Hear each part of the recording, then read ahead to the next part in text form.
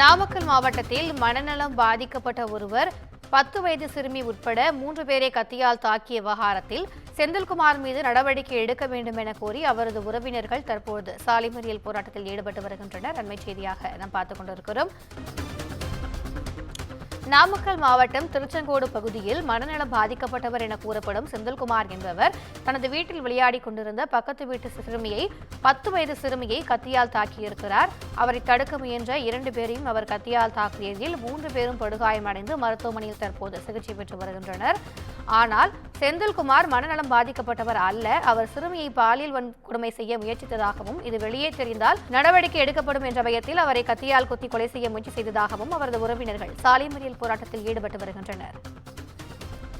கூடுதல் விவரங்களை எமது செய்தியாளர் பிரதாப்குமார் வழங்க கேட்கலாம். வணக்கம் பிரதாப்குமார், அங்கு போராட்டத்தில் ஈடுபடுபவர்களுடைய கோரிக்கை என்னவாக இருக்கிறது? கூடுதல் விவரங்கள்.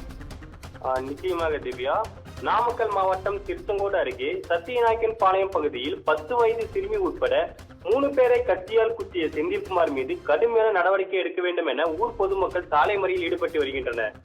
சத்தியநாயக்கன் பாளையத்தை சேர்ந்த செந்தில்குமார் மனநலை பாதிக்கப்பட்டவர் என்ற பெயரில் ஊர் முழுவதும் சுற்றி திரிந்து வந்துள்ளார்.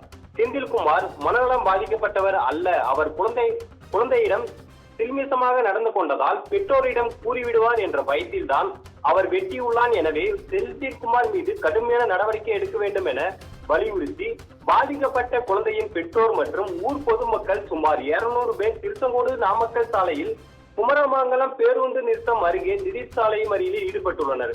இதனால் 3 மணி நேரத்துக்காக போக்குவரத்து பெரிதும் பாதிக்கப்பட்டுள்ளது. திவ்யா, கூடுதல் விவரங்களுக்கு நன்றி பிரதாப்.